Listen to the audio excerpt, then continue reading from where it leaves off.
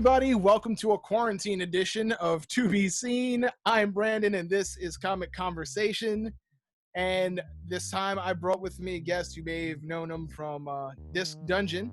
Looking a little different than usual. Joe, what's going on? I'm quarantined. I haven't been to the barber, so I just put mud in my hair. Anyone who's ever watched any of our programs knows that your hair is not this long and could not have grown this fast.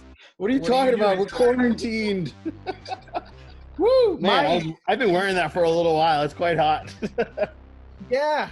I mean, this is my natural hair, and it's for me long, but unlike you, it's just not really the same. That's why I had to put the wig on, because it's like if you said to people, "Yeah, his hair is quite long," that's believable, and for me to just got long hair, it's like, dude, shut up.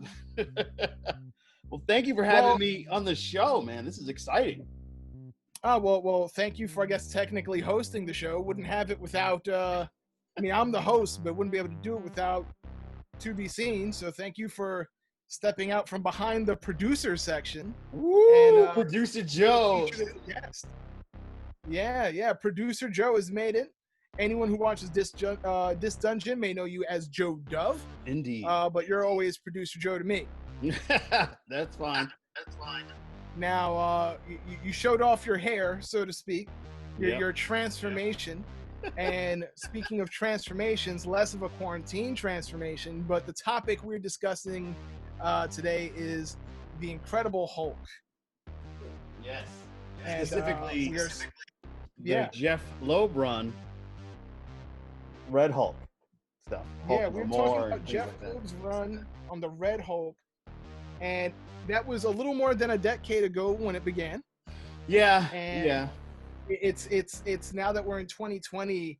At this point, I feel we were firmly into the fall of the Hulk storyline. Mm-hmm. A lot of things were going on during Jeff Loeb's run. This was a suggestion from you. Why did you choose this comic arc to go over? Well, Jeff Loeb's one of my favorite writers. He actually was helming some television at the time that we were discussing about things during quarantine. And I was actually reorganizing in my vision of reorganization of my comics. And I came across that and I was like, oh my God, I love this story arc. It brought back some of my favorite characters, the Collector and his brother, and some of the Eternals, and so many fun characters, Namor, to mention a few, editing of and mystery that Jeff brings to the fray, because he also did the Hush series, and that was shrouded in mystery for many issues until they actually got to the meat and potatoes of it. And this particular iteration, the artist Ed, he really does, to me, one of the best Hulks. You've got muscles, real bulky, and I love that look of the Hulk. I think that's one of the best iterations in drawings, other than George Perez, seeing the Hulk just so bulbous and, raged out. I love it, So this story arc, the reason why I was looking forward to doing this conversation specifically is because I don't feel that Jeff Loeb's time working on the Hulk is the most loved edition, so to speak, the most loved volume. But I also feel that now that over 10 years has passed, there's a couple of people who are looking back and saying that, you know what, maybe it was a little underrated, maybe it was a little underappreciated. Before you brought it up, I hadn't read this story before. So I was really looking forward to checking it out with fresh eyes after 10 years have passed. I'm going to set up where Jeff Loeb kind of came on to this situation. We are fresh off of story arcs involving World War Hulk, and before that, Planet Hulk. Great storyline for the Hulk. Yeah, Hulk was off on the planet Sakaar, and he was sent there by the Illuminati. Reed Richards, Professor Xavier, Doctor Strange, exactly. Tony Stark. T'Challa was not a member of the Illuminati at the time, but they sent Hulk off on a SHIELD mission, and they didn't let him know that they were actually planning to ship him far away on a peaceful island, which it was not a peaceful island. He was on a war-ravaged war-ravaged planet where he was a gladiator by sport, Yep. overthrew the government, became the king, had a family, and then the planet was destroyed. Because they sent a bomb. Yes. But it was actually one of his own buddies, Meek, of his clan, Yep. that set that bomb off. Right. Since then, he had come back to Earth believing that the Illuminati was responsible for the bomb as well. And when he came, we got the World War Hulk storyline. One of the best Marvel storylines in years. Manhattan, New York in general was just a wreck. It's always going to be, even now, in reality with the pandemic, New York is just getting trashed. Well, this time the Hulk's responsible for the trash, and he's beating up superheroes left and right. Anyone who wants to step to the Hulk is getting put down. It wasn't until a final fight with the Sentry and a big old blast, a big old satellite beam from Tony Stark, where Bruce Banner was put down and imprisoned, and seemingly Hulk no more. And that's where Jeff Loeb comes on. Do you feel that Jeff Loeb was the perfect writer to come on for this situation? I do, because when you have a void of one of the best characters in the Marvel Universe, and you're trying to fill it in with a little bit of mystery and mystique, I think that Jeff is the best person to facilitate that. As you know, he did such a great job with the Hush series. It's one of the most beloved comic series for DC, even today, even though it was brutally butchered in the animated version.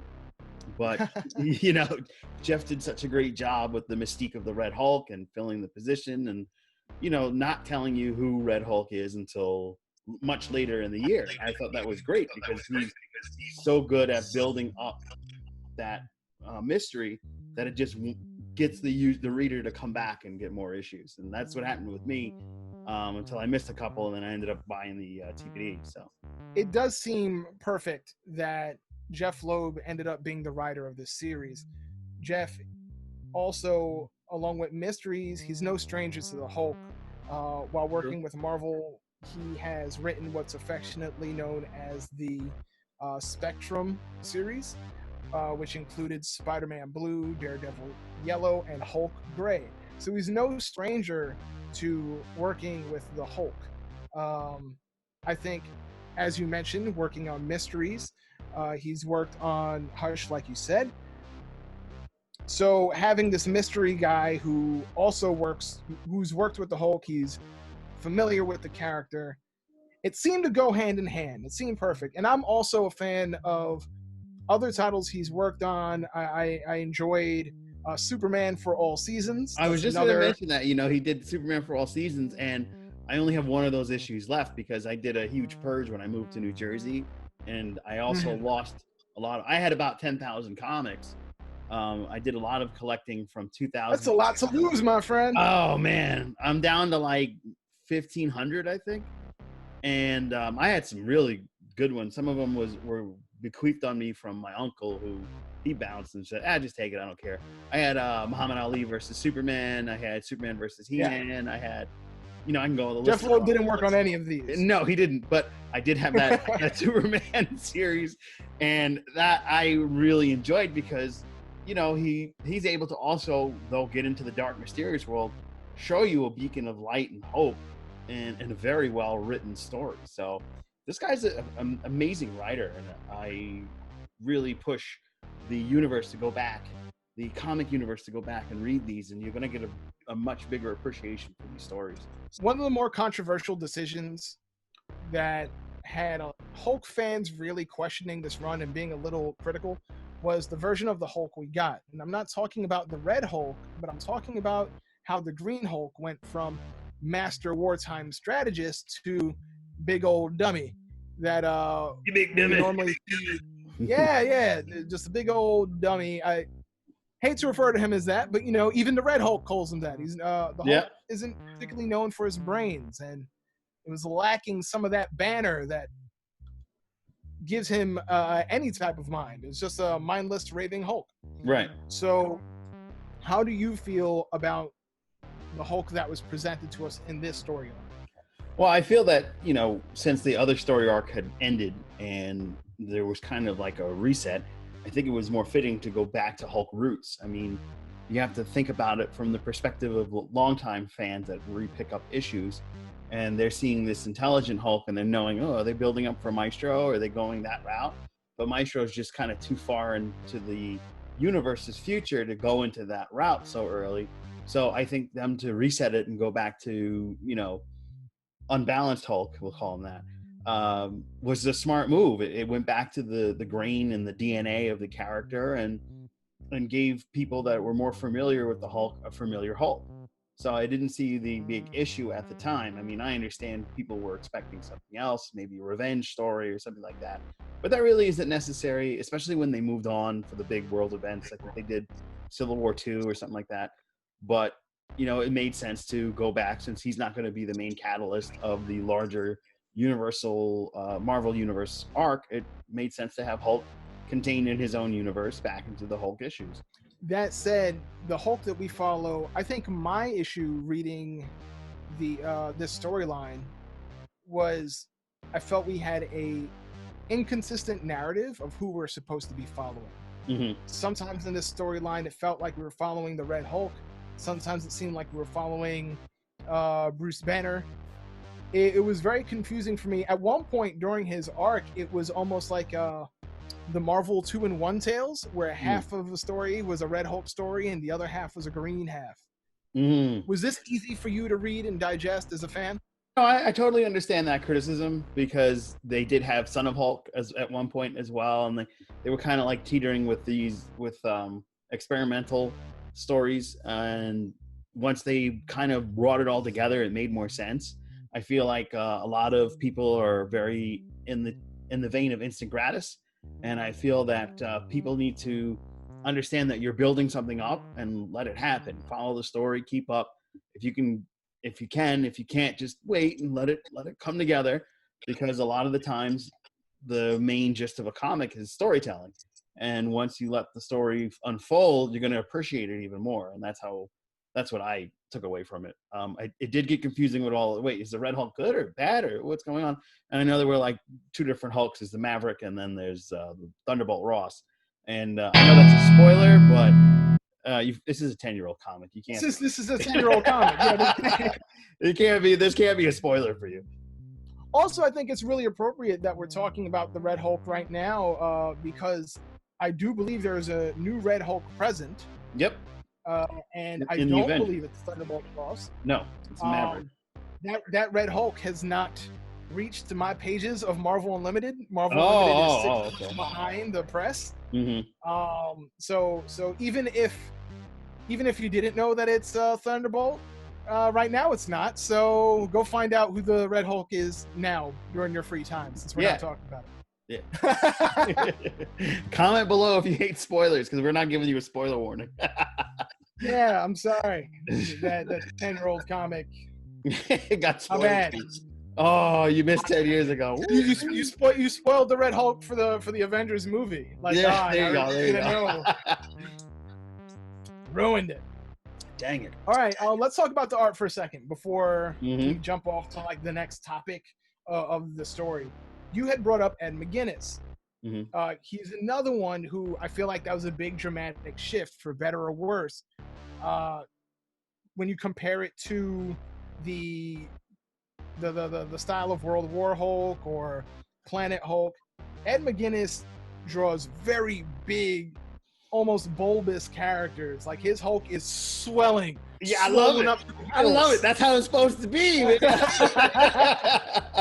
That's what I loved about this, because it was like, I mean, I love World War Hulk. That was a great story, and the whole like setup and the constant diss of the Hulk that they did, and the battle with Sentry was great. But the thing I didn't like about that art, I'm not giving any major critique on my end to the World War Hulk artists, but they have this like rough, almost square jaw lines, and some of the edges are very sharp and angular, and it's like a geometrical thing. Now, also keep in mind, I'm not an artist. I suck. I can't even do like my name right. People are always like, is this your name? But everyone has their preferences. I yeah, wanted to know what, like, we're doing this book because you like the book. So I love it. My favorite. it's great to hear someone speak positively, especially when this is not a very loved book. So Yeah. differing opinions matter, sir. Yes. Yes. And I like the. Ed McGuinness, I of like. course, is like a superstar. Yeah. So there's tons of people who love him, and there's going to be people who don't like the style as well. Yeah. I also like the definition he gives to character faces. Like, again, when you compare it from World War Hulk to, like, one of my favorite scenes out of World War Hulk was when he confronted Black Bolt when he was returning to Earth.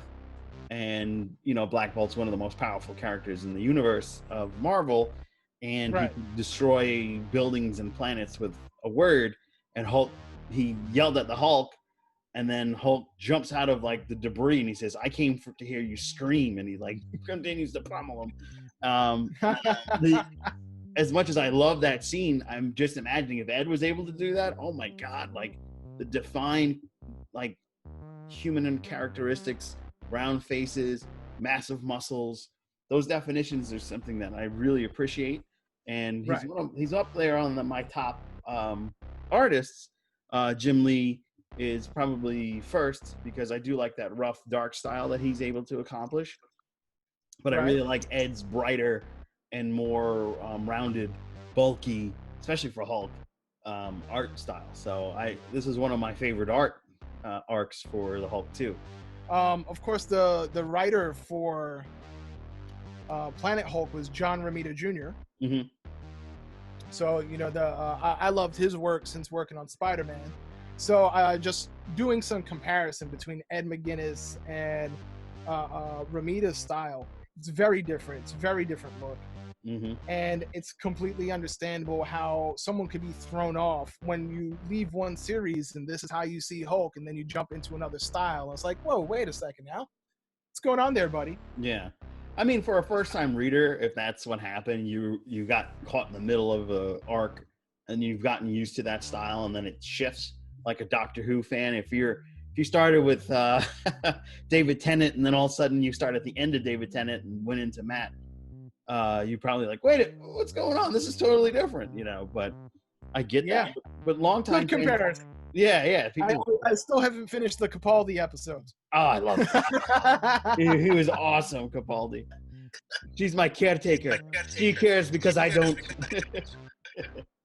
I completely get it. I'll finish those Capaldi episodes one day. Yes. Are there any? Because you brought up, or I should say, we brought up World War Hulk. But since we're talking about Ed McGuinness, do you have like a favorite panel or some scenes that you really enjoyed from Ed McGuinness's work on this run? There's a lot, actually. The battle between. It really is. I'm sorry to narrow it down. You can pick whichever ones you want. You don't have to pick just one. I'll just pick some random ones. The battle between Hulk and Red Hulk and how they found Red Hulk's weakness was amazing, using the overusage of the power that basically wore out Ross. When you're meeting the other cosmic characters, when you're meeting Grandmaster and they're setting up the Collector's Defenders versus the Grandmaster's Defenders, it really built up some excellent scenes with Namor, and I really enjoy the way that Ed throws the Hulk into battle, like his chest palm of the hand down to Namor's chest, like pretty much saying, Hulk is still gonna whip your ass if you don't chill. Those type of scenes. Ed McGuinness seems to really enjoy making these really big pages. Like he will use the full page to his disposal to create these gigantic scenes. Right. Yeah, that's pretty much why I like him so much, is because he makes it bigger than it is. It's not. I mean, this wasn't an effective arc that bled into the entire Marvel universe like World War Hulk did, but it contained in its own universe. It made it more grandiose, and that's why I really kept going and pulling the issues back up when I had my downtime, which I'll never get again, but I really like going back to the issue because the artwork's so good and the storyline is really compelling, and the two of these together just have that perfect symbiosis that you just go back and calm yourself down, because it's a lot more fun to see the comic world in turmoil and then your own life turmoil with a invisible disease running around. This conversation just took a tone for the worse. That got dark quick. Ooh, so dark. So I think one of the things that I found Jeff Loeb is, I don't want to say guilty of. I mean, I'm sure he wouldn't mind saying that he's guilty of it. But I find that the tone has also changed as well. And I guess that only makes sense if you have a different artist. You've got a whole new character in Red Hulk. But we left the very, I guess, dreary look and style and serious narrative. And we got a very charming, I want to say Hulk himself was charming, but the title itself was kind of jokey. Yeah. There's a lot to laugh at, and if anything, that's one of my favorite things about this title. Where at first I didn't know how I would feel about Jeff Loeb's run because of everything that I already heard. Even if you didn't find the plot the most engaging, there are a lot of just bombastic moments that are hard to not smile or laugh at. Like this was like almost a popcorn movie. It's just a lot of damage happening. I like when Red Hulk meets Thor too. That was a fun. Yes, that's another one that seems to get a lot of people. Like, you know, they get their, especially the Thor fans. You know, it gets their heart rate, and it's like, wait, hold on a second, hold on, because Red Hulk technically didn't lift the hammer, but was using Thor's hammer. Do you want to go into that? That's true. He just picked up the earth around. There's a point where they're in space and they're just using the zero gravity. It's like, technically, I'm not even picking it up. There's no gravity here. Yeah, that I can use this hammer now. And I thought it was so stupid. I'll be honest. But yes, Joe, it did work. I thought it was stupid, but I also thought it was kind of hilarious. I couldn't not like smile. Like, I think anyone who was like really angry, I mean, well, clearly they must have stopped reading. Yeah. But I kept going. Like it was like watching a cartoon. Yeah, and that's, I mean, think about it. It's a comic book, you know? Right. So the world they can come up with clever ways to getting around certain aspects of written rules, and I think that was one of the more clever ones. Another thing that I thought was kind of like the logic of Jeff Loeb for this one was the strap that's around Mjolnir. Yeah. Was around Thor's wrist still at the time too. So technically Thor was still wielding it. Yeah. Technically, it's liftable now because you're holding it. Thanks, buddy. It's like when you have a younger sibling and then you're like, stop hitting yourself, and you're taking their own hand and hitting them with it. Kind of like that. And if you're a fan of any of these other heroes, sometimes I will admit it can be hard to read this arc because both Red and Green Hulk and sometimes a Gray Hulk are just out here making everybody look like punks. Yep. Technically, Hulk should be making everyone look like a punk. There's a moment where Red Hulk just punches Watcher in the face. Yeah, I remember that. and another moment where, and this might have been the original story arc that you were telling me to read, with Hulk's Defenders versus Red Hulk's Offenders. Right. And I thought that was one of the more interesting color arcs of it too, because you had the Hulk memo. This is probably one of the coolest sections of the comic. Okay. You got Galactus and the Hulk. But they end up meeting because Hulk stole Silver Surfer's power cosmic. Correct. And then and then was just gliding around on his surfboard. Yep. and it's such a weird thing to see if you're a fan of the Fantastic Four, the Silver Surfer, and then you just see this Red Hulk who came out of nowhere. Like he didn't even like work his way up to like popularity. He just kind of hulked up and was like, yeah, so I'm this powerful. I'm the Red Hulk and I can steal the Silver Surfer's energy Surfboard. and Yep. riding a surfboard with no training and Yeah. Yeah, you're right. It's the offenders. Offend. They yes, the offenders versus the the defenders. defenders. Yeah. And I mean, just what I'm talking about, like that, those round spherical geometric pieces. Look at Terax in the background, or Therax. They made his shoulder pads so wide, it's like an airplane hangar. You know, you just want to land ships in it. It's amazing, and I just love how this artwork comes out. Like, you got this Red Hulk looking like Frankenstein with the hairpiece over here, and it's just so cool the way he has so many muscles, and you got the veins popping out. I mean, come on, it's perfect. Mm-hmm. No, there's a couple of pages like looking at Hulk stand over Silver Surfer when they first meet. There's a moment where Hulk is in one of Galactus's hands. The Green Hulk, I should say, is in one of Galactus's hands, and in another hand, you got the Silver Surfer just standing there. And these are all just taking up entire pages, so you really get the size and scope of all of these characters. And it makes it more grandiose when these things pop up at you. When you go your normal block shade comic, and then all of a sudden you get the one major event that ends the comic, as opposed to this where there's so many major, it makes you feel like there's so many major events going on at once. You better take note. That's why I love this story arc so much. All right, so let me ask you a question then about, because all right, I'm going to ask you a question about Jeff Loeb, because I don't know whether he deserves the blame or the credit necessarily for the fact that an entire Hulk universe, almost a Hulk franchise, was born, and he was chosen as the one to lead it. I don't think he's the one responsible for its existence, but he was chosen to be the lead writer, the helm. Yeah. This Hulk franchise had Red Hulk, Green Hulk, She-Hulk, I believe a Red She-Hulk. Yep. Son of Hulk.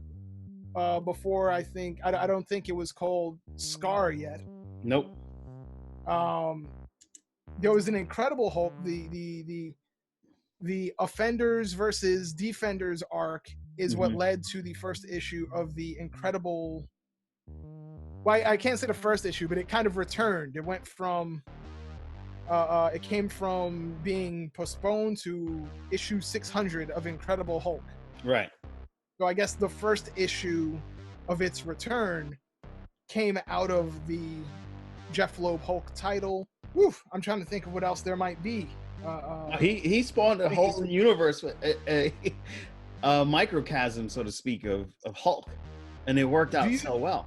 Do you think that Jeff did a good job of leading the entire franchise? Yeah, absolutely. If you're spawning capsule issues within the larger realm of the Hulk run, I think that you've done something right. I mean, I think at the time, I'm not too certain on the timelines, you had the New 52, and that just seemed to be bombing.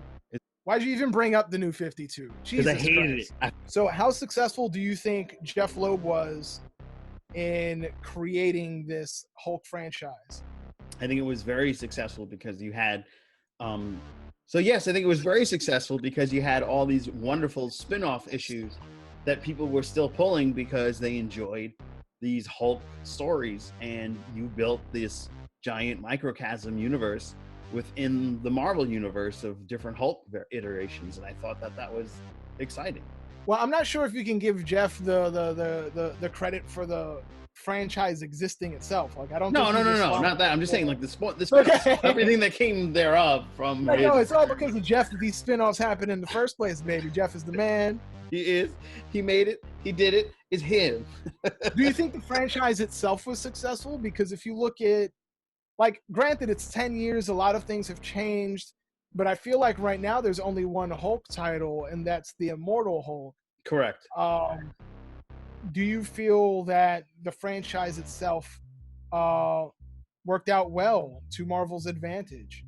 I know comic sales as a whole just came down for a while, and I know a lot of different comic runs were doing something similar. You had a 1001 Spider-Man versions, and you had a ton of different X-Men's. You had the yellow X-Men's, the blue X-Men's, the pink X-Men's, all these different um these different ideas that kind of almost copied, let's say, for lack of a better word at the moment, this spawning of side projects for the Hulk. And I think that ended up hurting it, because you got too many stories going on at once and you're trying to follow, wait, which one should I follow? And I think the reader got overwhelmed, and that's why, ultimately it had to take a step back.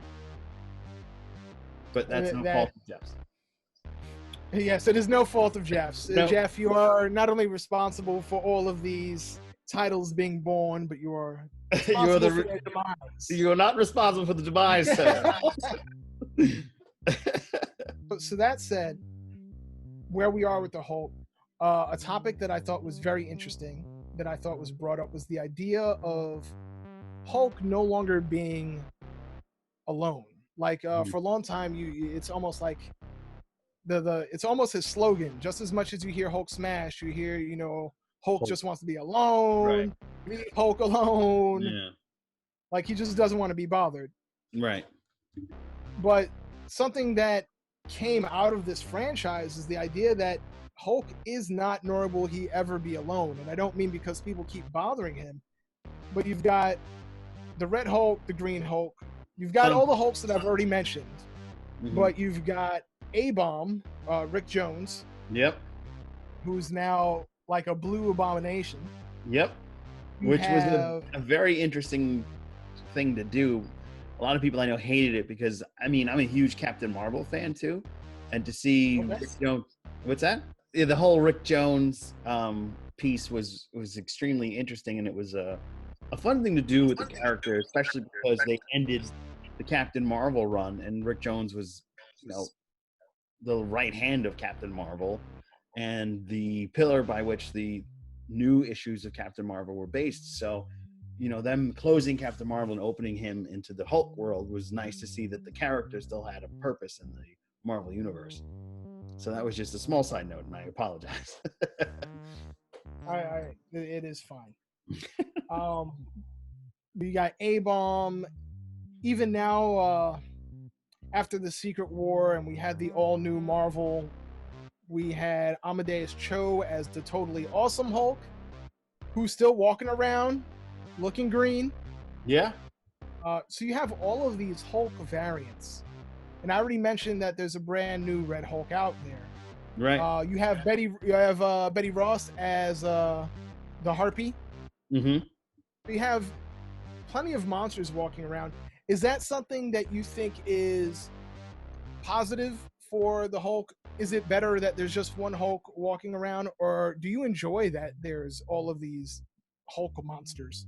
I enjoy all the Hulk monsters. I know I'm going to do something that a lot of comic fans do. It's almost cliche, but a Superman comparison. I found Superman issues to be more exciting when they had something that could stand toe-to-toe with Superman, that wasn't just like this giant 50-foot monster out of a Godzilla type of thing.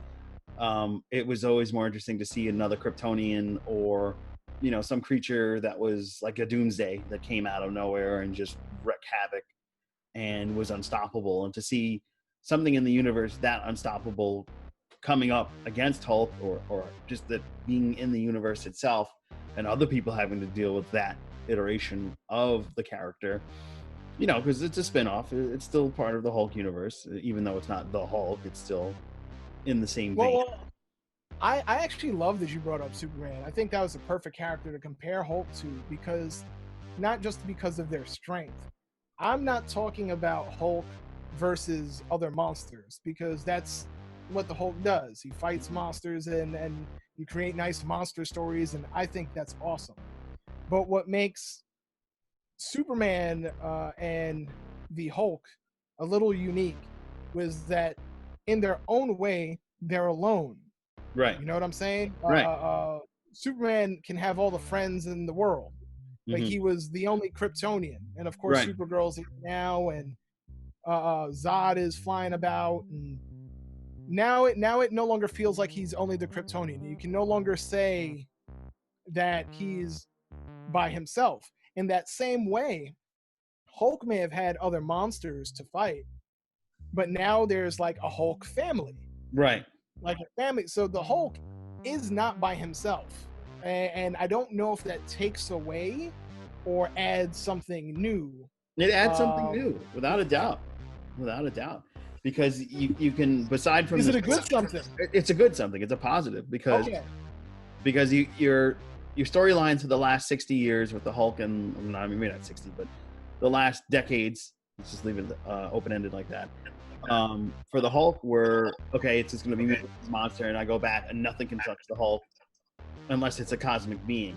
And to have something on Earth equivocal to you, whether friend or foe, is just more interesting because you can build on these other stories and how the two interact, or however many of them um, can exist in the universe and how that existence happens.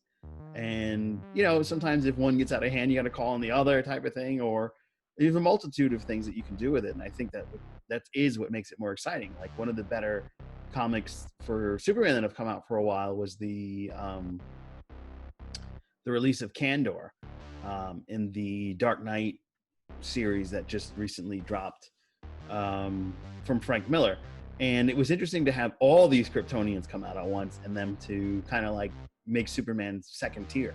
So I think it becomes exciting because your power levels can be upped to someone, up to other character based off the writing, and it would make logical sense for a reader to see that happening.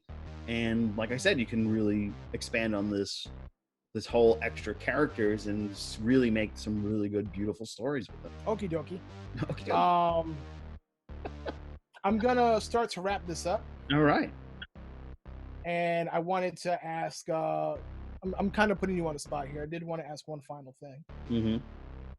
but now that we are 10 years, we're about 10 years into the future now. Mm-hmm. Our present is 10 years past this, I should say. Yeah. And Jeff Loeb is not writing for Marvel. He's not even really associated with Marvel anymore. He was let go recently from the company. Yeah. As Disney Plus launched, and all Marvel TV shows will be part of Disney Plus and part of the Disney family. And it's all TV shows are now kind of tied into the Marvel Cinematic Universe. So Jeff Loeb's, he was running the Marvel on Netflix and Marvel on Hulu. All the really good shows that everybody enjoyed that Disney decided to get rid of. Yeah, I know he was running that. Loved them or hated them. Like, I don't know how many people liked Cloak and Dagger or the Runaways, or I know some people really liked one Avengers cartoon, and then it got canceled and a new Avengers cartoon took its place, and people weren't happy.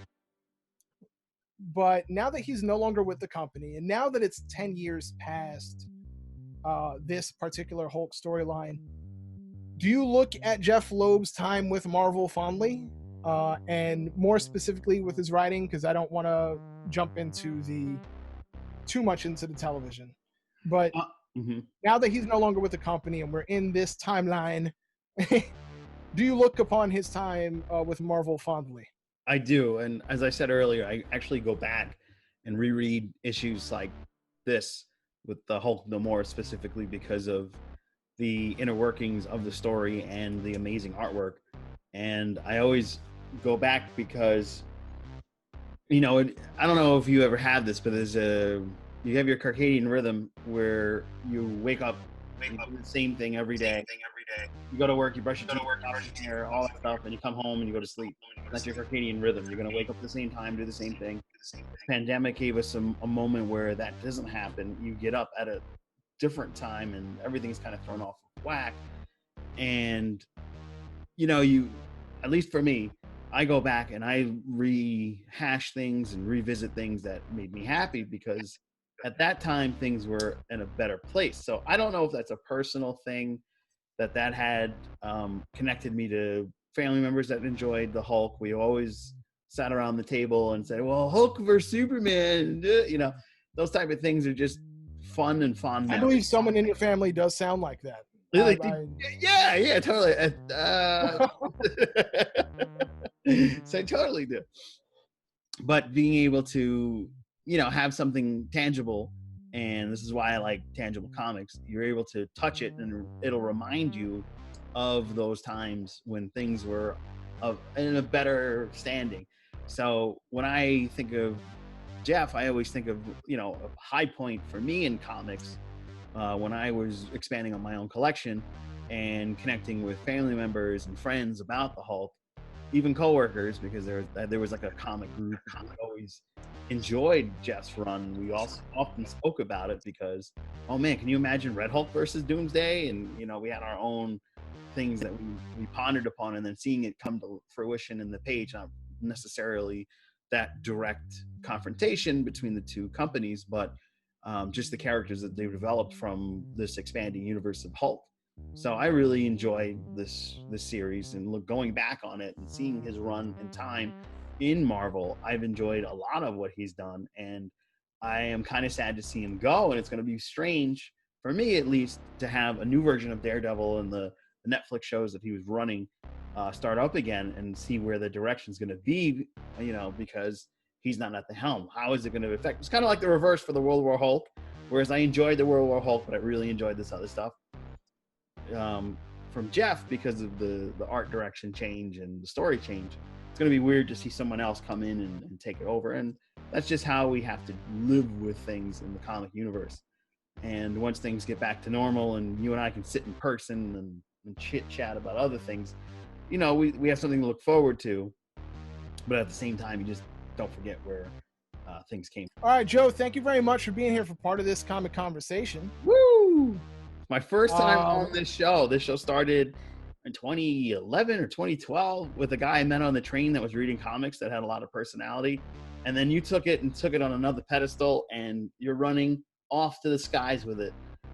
May your strength be unmatched like the Hulk, and may your followers be more than the Hulk.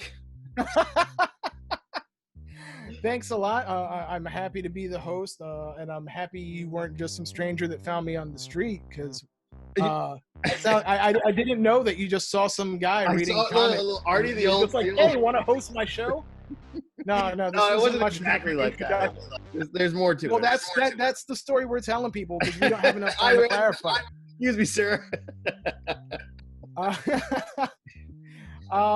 So anyway, I just want to say to everyone who's watching, I also recommend giving this a read. It's not my favorite Hulk tale, but I do think that it is very underrated, and it was a lot of fun to see the Red Hulk battling it out with seemingly a who's who of the Marvel universe. Everyone from Doc Samson, Moon Knight, Iron Man.